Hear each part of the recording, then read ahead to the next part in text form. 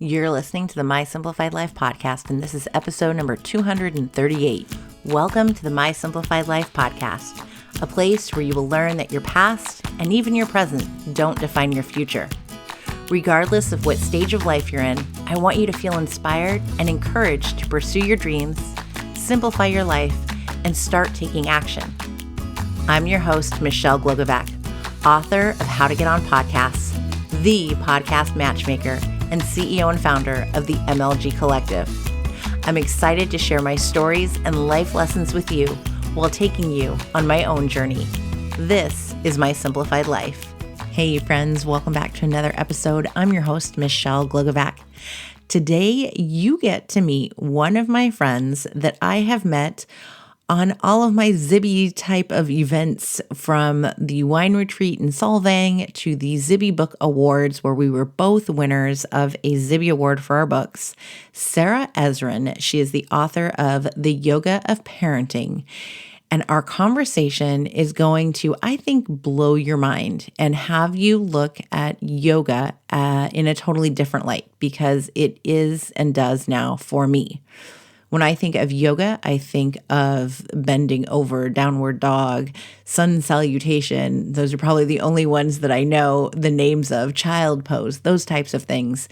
And yet the origin of yoga is so much more. And so I am thrilled that Sarah is sharing this with me, with all of you, because I know it's going to help in the way we look at yoga and the way we look at ourselves and how we're already putting into practice yoga every single day in our lives.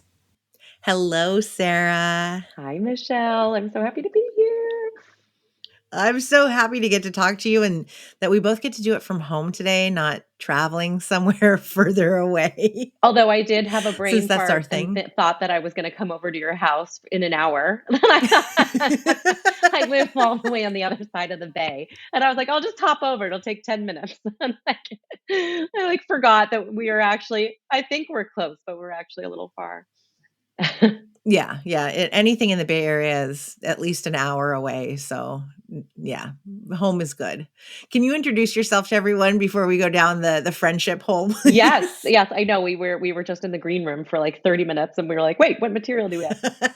So my name is Sarah Ezrin. I am an author. I wrote the book, The Yoga of Parenting. I am a longtime yoga educator, and I'm also a maternal mental health advocate.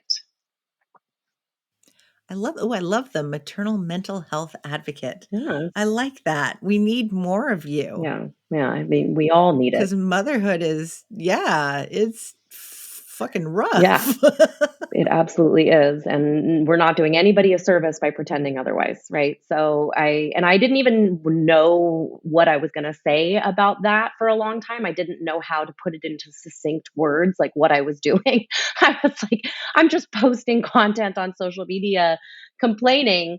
But I realize as I go through and I read the comments and the amount of people that reach out to me, and then now running these mom groups and running these parenting groups, I was like, oh, my willingness to speak up about my mental health challenges, both just as an individual, but also as a mother, has given people space to be able to stand in their truth. And I was like, wow, that's advocacy work. That's really cool. Because I couldn't quite define it. And I didn't really realize the impact of what I was doing. But now that word came to mind one day, and I was like, oh my goodness, this is exactly what we're doing. I think I was speaking to another person with lived mental health experience, and they're like, yeah, it's advocacy. And I'm like, yes, because we got to create awareness. We got to raise awareness about what a challenge American motherhood is.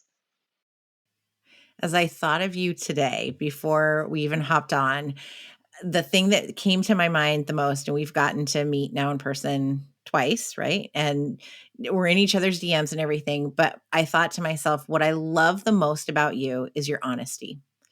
I hate the word authentic. Anyone who knows me knows I hate it. Like, if you say it, then you aren't it. So I love that you truly show up as you are. You speak your truth. You don't care who's watching, listening, because this is you. If they don't like it, then too bad. But this is you. And I appreciate it so much because you are so candid and honest. Thank you. I do very much care. I just think it's like something I've noticed that's it's like when I'm face to face with a human being in a room, right? Like my husband, the people that are closest to me, I actually have a difficult time opening up compared to when it's like me and a camera. And then I'm just or on words, right? Like a cursor on a page, then it's like, "Bleh," and I say everything and anything, and then I hit send, and then those people that, they're like it's like numbers that I see, and then, of course, I'll have all this response that's super positive and very grateful, and then you have one person that's clearly either a troll or a bot, and that's the one that I hang on to. So I don't think that's true. That part is not necessarily true. I absolutely care what other people think. I just find it easier. I mean, I'm always looking for connection. And I think the thing with connecting with your closest friends is they already know you. And there's something about being on more of the world stage and the global reach of social media that it's like this big, giant group therapy room. And so it's like, yes, I mean, my husband relates like to the degree that he can relate, but he's a dad. It's not an American mom, right? He is highly anxious, but he doesn't have my lived experience. So when I share in these bigger forums, I find people that can actually relate to me on whatever the topic is that I'm sharing in the moment. And that can be hit or miss when you're sharing with your family who you love deeply and knows you, some would say, better than yourself. I disagree. My husband thinks probably that he knows me better than I know me, but I don't know. It's all subjective. But I think when you're sharing on these more global places with books and with writing and social media, you're able to find more like-minded people that can help support you with that specific thing, right? And I also think this is the danger sometimes of social media is that we then end up in these buckets and labels, and then suddenly we're not being exposed to outside feedback and images. But I try not to be too divisive, and that's not true. I am very divisive in what I say. It's not political. No, it is also political. American motherhood is very political. I'm like, What yeah, am you are. I Yeah, no, saying? What yes. am I saying? So no, I ruffle as many feathers as possible. I try to educate. I think that's the bigger part, and leave the room open for honest discussion. But yes, that's a long way of saying thank you. And I think that when I say you don't care, I think to me that means that you just keep showing up no matter, like, even if you get something negative, it's not that you don't care that someone said something negative, but you don't let it steer you away from continuing to speak your truth. Mm, So it's not that you don't care. It's that you just continue to show up regardless of the negative Nellies, and I mean, I get the once in a while, I like to speak what I think is my mind, and there will be one out of yeah, 1,800 who get the email and it's da da da da. And I'm like, well, I'll respond to you because you took the moment to respond to me. So I'll respond back to you. yeah. You're still not right. And when we look at like the brain and evolution and the importance of belonging and how it literally is how human beings stayed alive for as long as we did, we understand, right? Like I understand it more. I can be more compassionate to the person in me, that little girl in me that ignores all the comments that are like, this is great. And it's that one person, like I posted something about being 42 and how I've really just, I don't care in the same way that I did when I was 15, that I was sitting across from a high school in like a bike helmet, this pink bike helmet, drinking a juice. I had a huge puffy jacket on and like a messenger bag. And I was just like, and I'm sitting across from high school where everybody's very like, concerned with how they're looking. And so my post was like, oh, I am so grateful to be 42 and not 15. And everybody was laughing who was in their 40s and understands. And even people in high school were like, thank you. Like, I'm hopeful, for my future. And by the way, I had a great time in high school. It wasn't that I didn't enjoy high school, but it was just the like insecurity of the teen years and the 20s and even the 30s. But then one guy, which was probably a bot, was like, you look 67. And I was obsessed. First, I was like, thank you, What? because considering that most 67-year-olds, look amazing these days, but like, I'm like, why? Or it was either a bot or some 12-year-old, it's like, why am I hanging on to that versus the kid that was like clearly having a hard time in high school and is truly grateful for this post because it is light in this dark tunnel that is that time of insecurity. Like, why can't I remember that? Why can't I sit in that? I read it, I have it, it hits me for a moment. And then I go back to the guy who said I looked at so, but I think that's just the human brain. I think that, yes, I'm also highly anxious, and we can do a therapy session on my people pleasing and all that. There are those parts of it, but I do think it's just very human and very normal for us to glom on to the one thing that feels like a rejection, that threatens our attachment bond. That's very normal as a human being. So when I remember that, then I can like, it's okay, Sarah. Like that's just a very normal response. This is probably a 12-year-old. No offense to 12-year-olds. There's brilliant 12-year-olds, but it's probably like somebody who is less mature, or it's a bot somewhere, and it doesn't mean anything. Like, focus on the other stuff. But yeah, it's amazing how our brains work in that way. There's always the keyboard warriors Yes. who just say whatever just because they're in their mom's basement. Uh, that's what I chalk it up to. But let's talk about what you do now. And so I know that you've written this beautiful book, The Yoga of Parenting. I have it right here next to me. They can't see this, so and you do yoga and meditation and wellness. How did you get to doing that? Because you just shared, I did not know this, that there was a before this. Oh, yeah. So take me back to what your journey has been like. How did you get to where you are today? So I was born, no, I'm just kidding. Like, where did we start? I was 0 years old in Toronto, Canada. I discovered yoga at 19. I discovered it as the result of a joke my dad made. He had played a like prank on me because I was turning 19. And so he sent me a box of gag gifts to imply that I was getting older, which is funny now at 42 to recall. But one of those gifts, like, there was like an AARP card in there and like Bengay, it's like, but the one of the It was gifts, only 19. I was 19. It was like this huge box, right? It's funny because my parents were like deep in their divorce at that point. So I'm like, was this his way of like, this was supposed to win me over? I also, for background, was not taking care of myself. So I do think that there was a subconscious desire from my family that like maybe some seeds were being planted, because one of the things that was in that box was a VHS tape of a yoga class. And later I found out that I know who the teachers are. They are still highly revered teachers, Ganga White and Tracy Rich of the White Lotus Foundation in Santa Barbara. But my roommate and I at the time, we put it in. And I remember we were like smoking while watching, and we're like totally prepared to laugh. Like, we were like, what is this joke? And we put it in, and both of us were mesmerized. And we pushed the table out of the way, and we put away our trundle beds, and we started to do the poses. And that was 2001. And it is now 2024 when you and I are talking. She is also a very well-renowned and respected yoga teacher in the Pacific Northwest. So it may have taken us some time to get there, but seeds were planted. And we both knew that we discovered something that was going to be hugely impactful. But I had to continue finishing going through college. I got a psych degree. I came back to LA. I didn't really know what I was going to do. So I did what most Jewish girls from the west side of LA do, which is get into the movie business in some shape or form.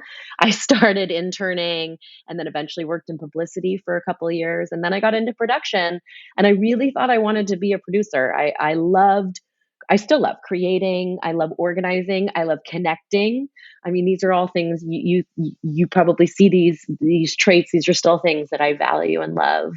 But I didn't love being screamed at, and I didn't love the hustle culture and the hurry up and wait and the pressure of millions and millions of dollars all hanging on one page, not coming out of the printer properly. And to match the intensity of the job, I also I was still smoking, and, I wasn't treating myself well. I was eating poorly. I was drinking tons of coffee. I was literally like living on Diet Coke and cigarettes. And my sister said one day, she's like, you got to get back to yoga. You got to get back to yoga. And I went with her one night to an 8:30 p.m. class, mind you, because that was the only time my boss stopped emailing me constantly or blackberrying me constantly. And I walked up these stairs into this steamy room because a class had just let out. And from that first down dog, I was like, oh, like my phone was off. I wasn't on demand. And I very slowly, I started going to classes like 4 times a week. I would drive from Hollywood to Santa Monica to go to this one studio to take these 8:30 p.m. classes. And then my life just began to shift. I started eating a little better. I quit smoking. My mom started to get sick around this time. And I had this moment, this like earth-shattering moment where I just despised my job. I would drive to work every day and like look at every other job that I passed. I'm like, wished I did that. I was like, okay, great. This person is like moving furniture. I could do that. I could work at Starbucks. I could like literally every business that I passed. I was like, I will work in retail. Like I just didn't want to be in the movie business anymore because it was so incongruent with my meditation practice, but also with like the intensity of having a mother that was dying at home. And one day a friend said to me, well, in a perfect world, what would you do? And I never realized, it's not that I'd never been given a choice before because I had choice the whole time. I never realized I had choice. Like so many of us, you just put your head down and you're doing the work and you're doing the work and you're doing the work. You never take that pause to look around and be like, do I even like where I am? Do I even want to be in this herd and on this path? And my answer was immediate. I said I would go back to school for psychology because I've always loved psychology and continue to still to this day. And I would teach yoga full time. And he's like, why not? So the next day, like literally the next day, this was a Sunday. I remember we were at Hollywood Forever Cemetery. They show movies there in the summer. I went online and I found a yoga teacher training that was like 2 blocks from where I was working. I was working at the Paramount lot at the time in Hollywood. And there was a Yoga Works location. And this place ended up becoming my home studio. And actually, the person that founded that location, which is the first yoga studio that ever opened in Los Angeles, like imagine that, right, in the 60s, was the gentleman that was teaching on the videotape that my dad gave me. Gonga White opened that studio. Ooh, I just got Yeah. chills. That's full circle. And I didn't know that part for years. And I chose that location because I was like, oh, I can do it all. I can go 7:30 at night and da da da da da. But a couple weeks in, when my mom's illness progressed, I was like, I'm done. Why am I doing this part? And I just went fully into yoga, and I haven't looked back since. I did also start grad school, right? I was doing grad school for a minute to get my MFT, but she was so sick. It was like I couldn't focus on school and teaching and so, but yeah, it was like I was 26 years old and that was that. Now I'm 42. I've been teaching for almost 16 years and still teaching to this day. Just taught yoga 2 days ago, right? It's still my first love. I love it. And when we talk about yoga, I think there's now so many types, maybe there always was so many types of yoga. And like I've told you before, I wish I could be like a yogi and I will take if I go to a retreat and they have a class, I might be there for day one and then I'm like, maybe I'll sleep in now. But I'm not flexible. So like some of it can be intimidating and then there's hot yoga. Like what do you tell someone who has like an imagination like myself of someday I want to do yoga and or just do some sort of a practice? Where do you even begin? What do you do where you feel connected? What are the things that you do when you're with your kids? Do you feel connected? To them? Yeah, You of course. Yeah. do you Yeah. feel Yeah. connected Me. to a part Yeah. of yourself too, to something bigger? Do you have those moments with them where like the world ceases to exist, Oh, yeah. Yeah. right?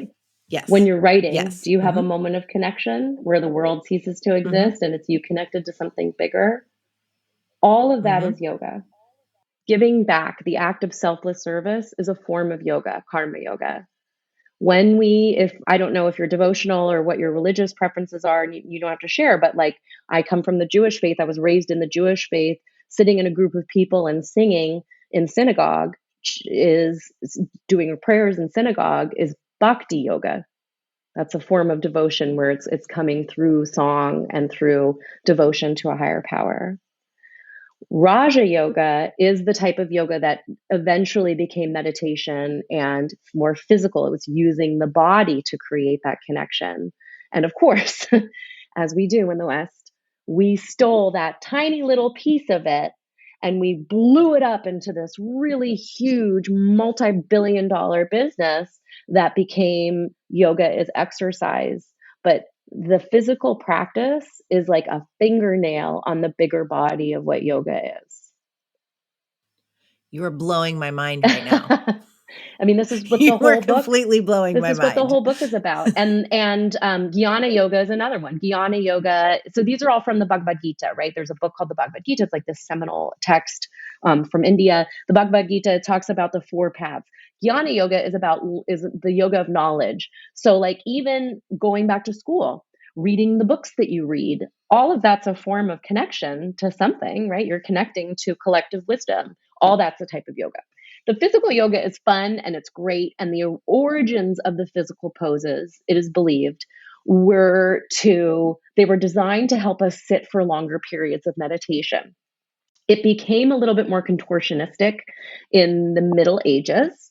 There was a book that came out called the Hatha Yoga Pradipika. That was one of the books that came out where one of the first books that came out where you actually saw poses. There was a couple of them too, Grunda Samhita. Anyway, this whole like around 1400s, right? Whereas these first books where you were like hearing about how to get into poses, here are the benefits of the poses, and different lineages obviously like had different things, but it just started to get a little bit more contortionistic. And then there's theories, and I don't know if it's necessarily true or not, but in the 1800s that it started to get exceptionally physical because there was a lot of influence from American gymnasts and American strongmen, like people that were like lifters, right? That had come to visit the Maharaj in southern India. And especially the type of yoga that I come from. I come from the lineage of Ashtanga yoga, Vinyasa. I'm sure you've heard that word. Any flowy yoga is going to come from that lineage, that there was just an influence of that. So certain postures that we do, like you jump back in a sun salutation, might be a burpee, right? There's just certain things that might have been adopted or changed over the years. But the physicality, that pressure on the physicality has only ever meant to be a tiny, tiny, tiny piece of it. It's just what we fixate on over here. And unfortunately, what yoga has become conflated with. But like full honesty, I don't really do the poses anymore. My body doesn't love them in the same way. I've got ongoing shoulder injuries. I actually do more weightlifting now, which all women That's good after. for us in our Yeah, 40s. Yeah. exactly. I was going to say sarcopenia, right? Most women, I mean, all women will start to lose muscle mass after 40, but most of us should be starting to do this in our 30s and into the 40s and beyond is the weightlifting as opposed to the flexibility, right? So yeah, it's just a little piece. So my invitation to people is I often ask them that question. I'm like, how do you feel when you give back? When do you feel the most devotional? Just remember those are yoga practices. And if you do want to start moving your body, then let's look at a schedule together. And I won't send you to hot yoga or vinyasa flow 4 or 5, whatever. I'm making that up. I don't think it exists, or I'm sure it does somewhere. Like let's look at something that's more like hatha yoga has been a term that's used for more gentle yoga and just to move a little more slowly. And I do want to say, by the way, like level 1 classes are hard in a good way. Like it's not like it's like you're sent, because that was my ego. When I first started to practice regularly, I was like, I'm not going to a beginner's class. Like, even though I had no background and like I danced for a little bit as a kid, but I wasn't like a very like physical person, and I just jumped right into like the hard arm balances and the heavy flows. But now like I find those classes, the fast moving ones where you're in and out, da da da da da, I find those easier than actually going to a beginner's class where you're learning how to align and you're learning how to be in your body and you're learning how to get still, and flexibility is not required for any of that. It's more about Which is probably why I int- like the retreat stuff. yeah, maybe it's interoception. And maybe, by the way, thinking of chronobiology and how people are different, is that maybe morning yoga isn't your thing. that may not be the time of day that is most beneficial for you. Maybe you really do need to sleep in the mornings. Maybe for you, you would be better served at doing like an afternoon restorative class or just like light movement before bed. Everybody's so different, and it's just finding what works for you and then knowing it changes too. I do love any kind of pose where my favorite's probably the end. I forget where I was doing some over like the holiday break, probably through the Peloton app, where you just lie flat on your back and Shavasana. close your Yep. eyes. I was like, yes, I will take this. Because it is restorative, it's peaceful, it's calming. When do you get to just lie down on the floor and not worry about, or not baby's pose, but the one where you Child's put pose. your head in your yeah, child's pose. Yeah. Yes, that one. I like that one too. Yeah. Yeah. It's funny with child's pose because so child's pose for I mean everyone, no one can see us, right? So child's pose for anybody that doesn't know is like you're on your knees, your shins, you're sitting down, so your bum's on your heels and you're folded over your thighs, and generally your head is supported. And a lot of people would consider this like a beginner's pose. You hear it talked as a beginner's pose. It's something that's taught regularly. That's one of the poses I can't really comfortably do anymore. So it's fascinating to me too, like how our body changes throughout the year, and the yoga to me throughout the years rather, the yoga to me is knowing like, oh, I think I don't know if it's like my anxiety, I just feel much better just sitting on my heels. So I'm still like bent knee, shins on the floor, but the folding forward for me is challenging with my shoulders and with my breath. So I sit up a little bit. But the fact that you know that you like that, like to me, that's the yoga, right? Like you sense in your body, you feel safe in that moment. It's something that's comforting for you. Take advantage of that.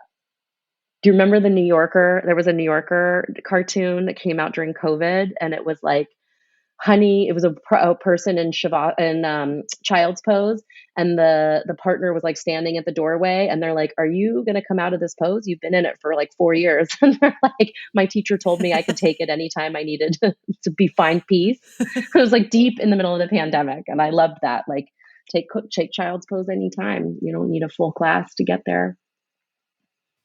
Well, I love that you've shared that yoga is all these different things, because to me, then that means that I am practicing yoga every morning when I'm in my gratitude journal. It Yes. means that, when I pause and I'm looking at my kids and going, oh my gosh, I remember when they were just this tiny person and, oh, things have changed, but you're totally, completely in that moment. It makes me want to cry.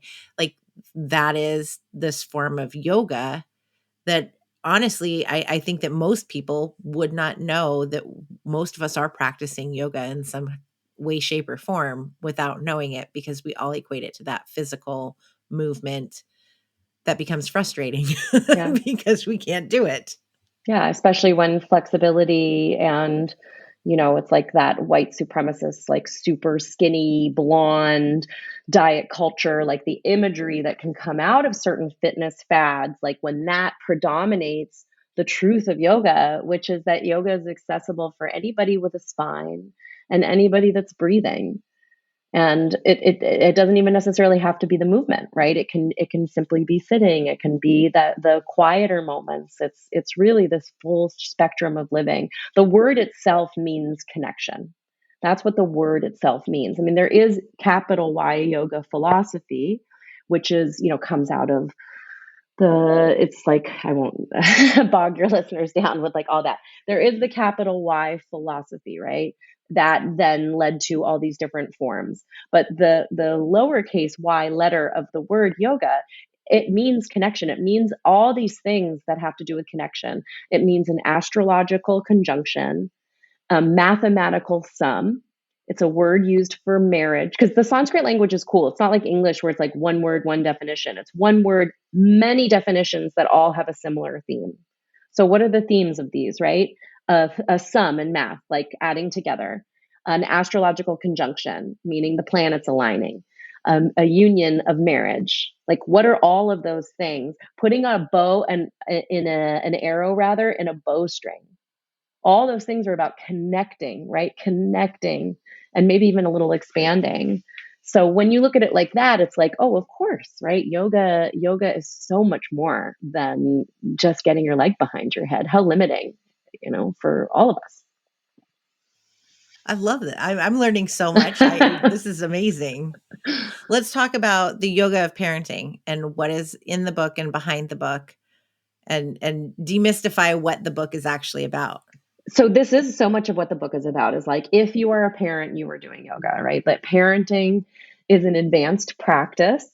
It's funny because on the back of the book, I wrote like that the most advanced yoga you can ever do is raising a child. I'd like to scratch that now and say being in a partnership while raising children, I think, is the most advanced yoga you can do. And I know my It husband will is. agree. It's like that co-parenting, if that's your circumstance, or co-raising children, whether you're together or not, I think is the hardest thing. But another advanced practice is simply raising human beings in your space. And so I mean, what inspired me to write it was that I had severe postpartum anxiety after my first. I went to books, as I often do, to find solace. I started reading all these parenting books, and most of them just left me feeling worse. They left me more anxious, more isolated, more lost. Um, there was very few with spiritual, or I don't want to say spiritual because I don't want to turn people off with that. Let's say mindfulness, right? With like mindful kind of conscious living approaches. There was very few. Most of them were that, and there are great ones out there, but most of them that are mindful parenting come from the Buddhist perspective. So it wasn't really like my languaging. Obviously Dr. Shivali is amazing and all her books are amazing. It just inspired me to be like, well, we're missing something in this space. We're missing these amazing concepts that I do learn in my body, because I think that you can learn in your body, and there is benefit to moving our body.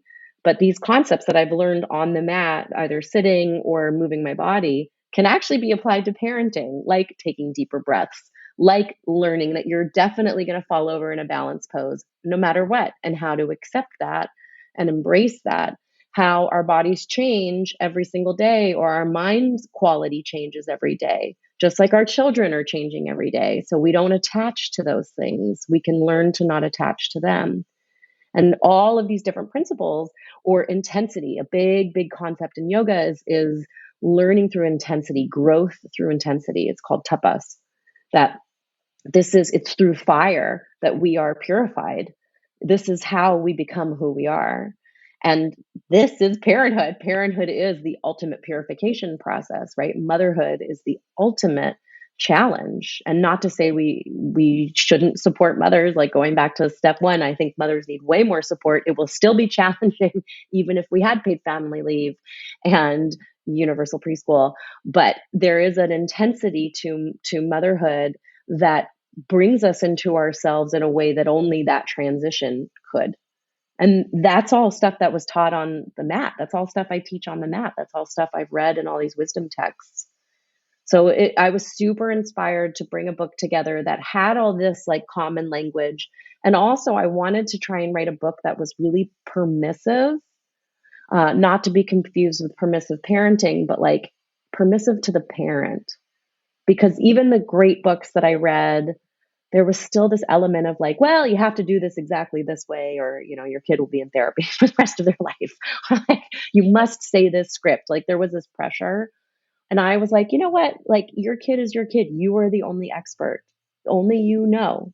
So no, I'm not giving you parenting tips. I'm not a child development expert, but I can give you tools to reconnect you to you and to what you need, and to constantly be checking in. And then maybe some tools that can help with certain circumstances, but it's always about how the parent is feeling. It's taking care of us, because that is the thing we can control. There was something, I can't remember if it was in the book or if it was something that you posted, but I remember reading or watching you and going, "Oh, yes, I've had this moment where your child is like a 12 on a scale of 10, and you come at it with, okay, what do I match this or don't I?" And because right now we've got some hormone challenges, I can just tell they are starting to hit early. And once a month, my daughter is like, her head's going to spin off. I don't know who she is. And when it first happened, I was like, "What is wrong with you?" And like, I matched her. I'm Mm, like, if you're going to yell at me, I'm going to just bark back at you. And it took about 2 times of that, and then I went, "You know what? This isn't working." I'm just going to say, okay, whatever you need. Do you need a hug right now? I'm just going to sit here. And the difference, like you could tell how it completely came down so much quicker than where it was. And so now that I recognize this is like a ongoing thing, she knows that I'm just going to come at it with, it's okay. Take some deep breaths. I'm going to be here. Yell, cry, scream, whatever.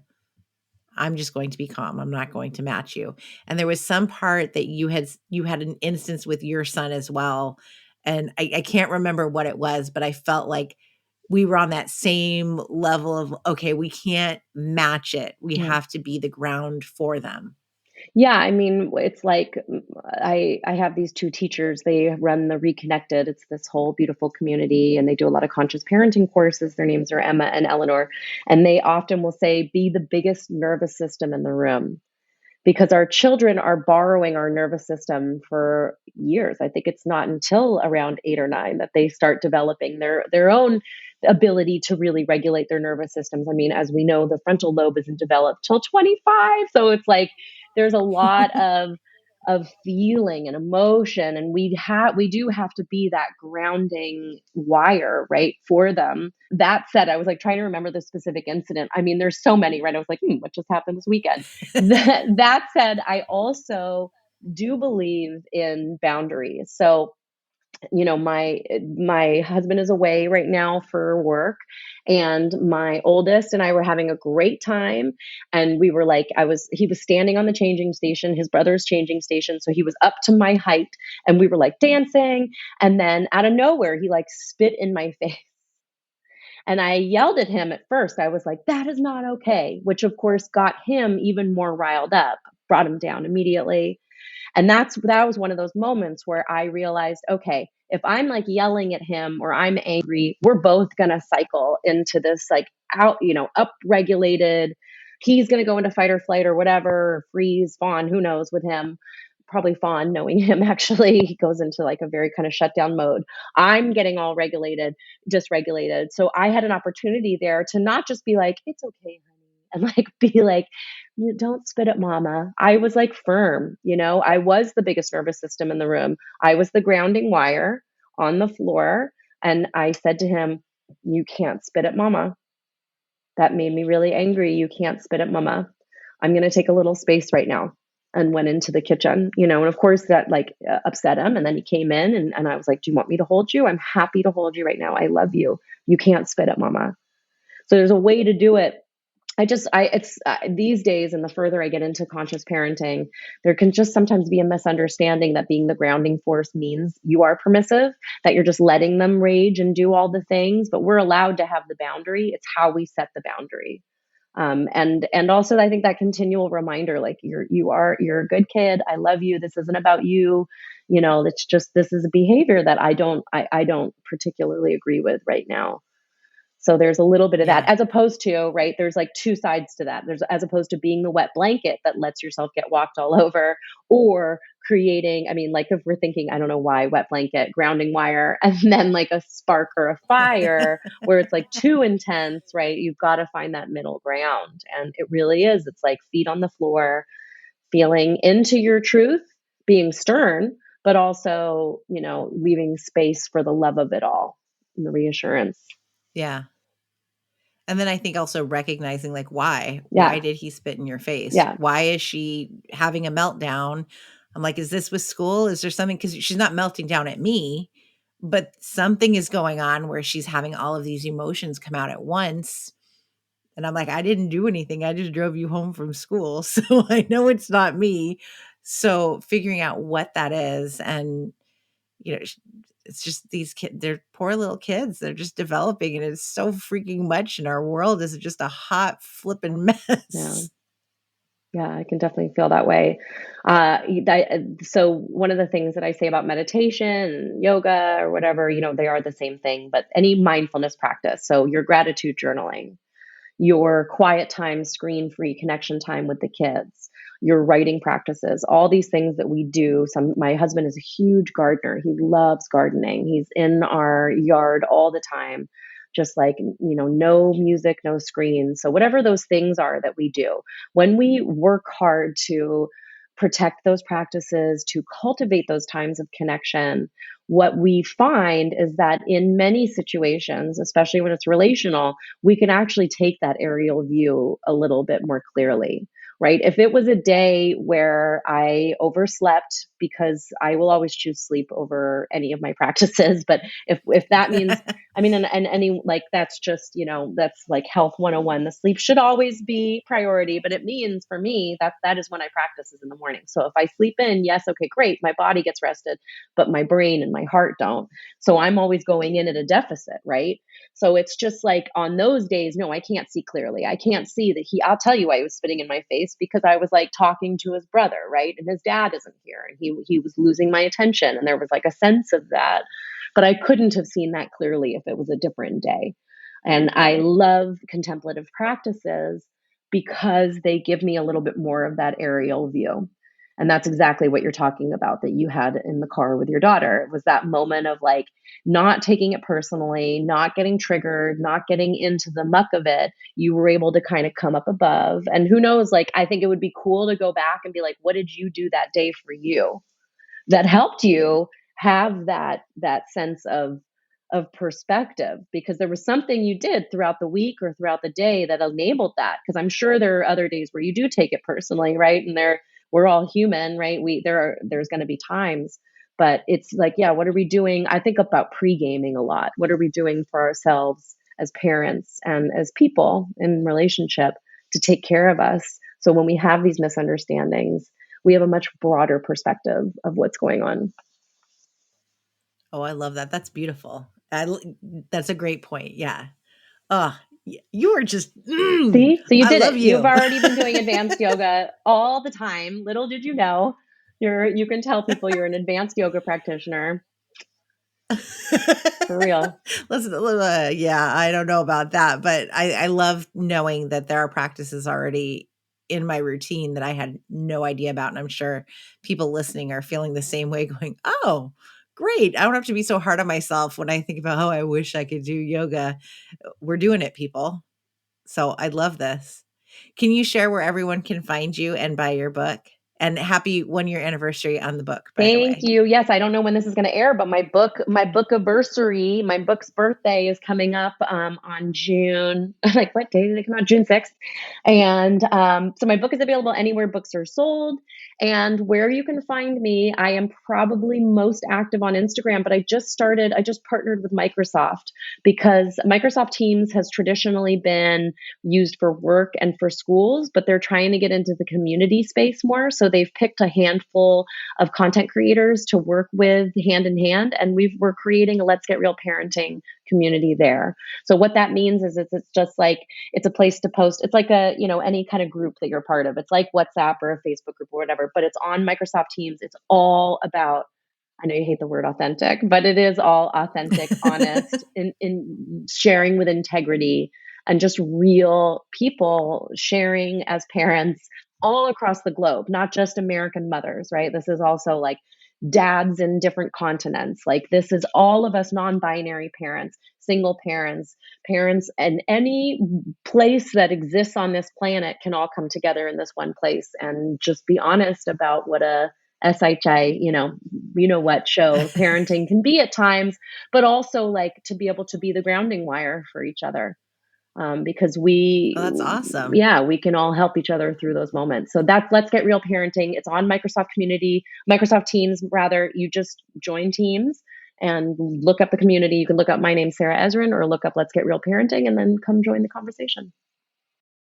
That's awesome. Thank Yeah. you so much, Sarah. Thank you Thank for you. teaching us all and Thanks, honey. making us feel better about ourselves. Thank you. Thank you. Yeah, we should all be kind to ourselves, right? This is like, all of us are, it's hard enough out there just to exist. We don't need to layer on by then being hard on ourselves too. Yeah. Yeah. Well, thank you. Well, friends, for one, I am thrilled to know that I already have these daily practices going on of yoga. So you can call me a yogi now, right? Probably not. But I love that connecting with yourself is really what this is all about. And that is what the practice of yoga is. It's not contorting your body into crazy positions or sweating it out. It's so much more and so much deeper. And it's beautiful that Sarah is bringing this to all of us, because I think that sometimes we put pressure on ourselves. If you can't get into that position, if you don't want to do what quote unquote yoga is in this mainstream culture of ours, it is different and it is deeper and it is more connected. And that to me makes it a beautiful thing. So today, go out and practice yoga in your way, your style, however it makes you feel connected the most to yourself, to your family, to the world and the beauty that is around you.